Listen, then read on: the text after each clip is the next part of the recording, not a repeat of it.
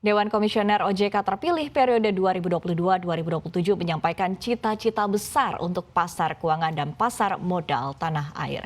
Apa saja janji mereka? Berikut pernyataan yang disampaikan saat uji kelayakan dan kepatutan di DPR RI.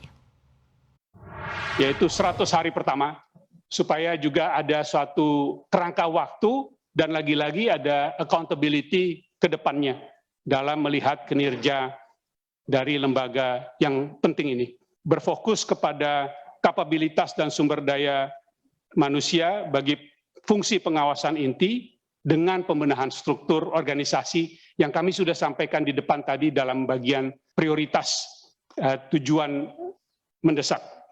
Lalu pengendalian internal dan check and balance, penyusunan roadmap dan prioritas OJK, serta peta jalan untuk industri keuangan non-bank yang sangat mendesak untuk dirampungkan dan diperkuat. Organisasi OJK jangan kaku. Karena saya percaya negara ini membentuk OJK, menggabungkan perbankan dari Bank Indonesia, Bapepam dari Kemenkyu, untuk pengawasan terintegrasi, pengembangan terintegrasi, ya maksudnya itu, supaya jangan silo.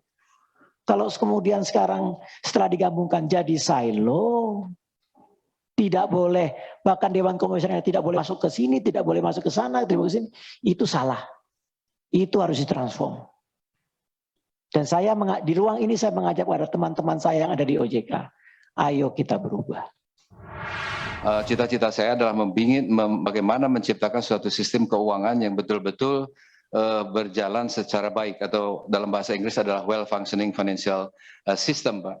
Ini adalah satu hal yang sangat-sangat penting karena sebetulnya pertumbuhan perekonomian kita itu akan tergantung kepada sektor pembiayaan yang efisien, dalam pengertian tidak terlalu mahal.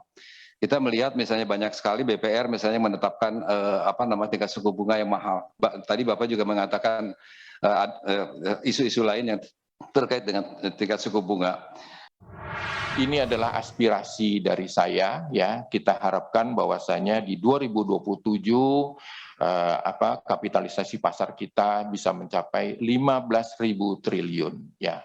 Yang berarti bahwasanya 60% dari PDB. Rata-rata nilai transaksi harian saat ini 13 triliun, 14 triliun, 13,37.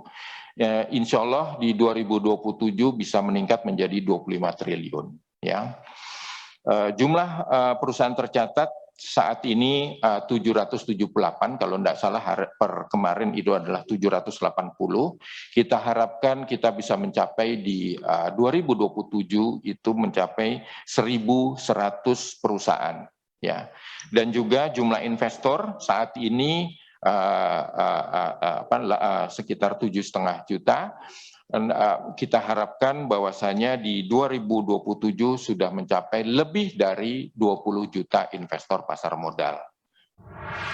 Saya berkomitmen untuk menjalankan visi dan misi tersebut hingga mampu membawa OJK menjadi organisasi pengaturan pengawasan perbankan yang profesional, unggul, dan efisien, serta menghadirkan perbankan nasional yang sehat, adaptif, inklusif, berdaya saing, dan menunggu pertumbuhan ekonomi nasional. Pada intinya untuk menjaga integritas dan pola kepemimpinan, saya berprinsip pada best practice, yaitu ada istilahnya tarif, ya. Jadi harus transparan, harus accountable, harus responsible. Nah, itu yang kita akan bawa dan kita terapkan kemanapun kita ditugaskan.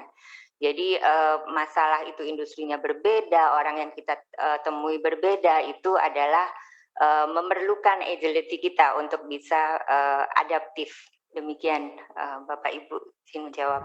Yang ingin kami usung, ya, apabila nanti mendapat amanah sebagai ADK EPK, untuk rata-rata kenaikan indeks literasi keuangan kita targetkan 3-4% per tahun, ya. Target di tahun 2027 indeks literasi keuangan bisa mencapai 62% sampai dengan 70%.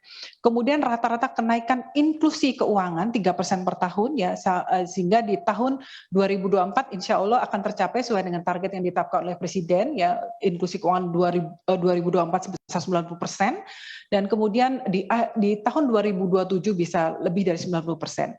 Dan kami juga ingin mendorong kenaikan inklusi keuangan untuk non perbankan. Ini juga harus menjadi perhatian kita bersama.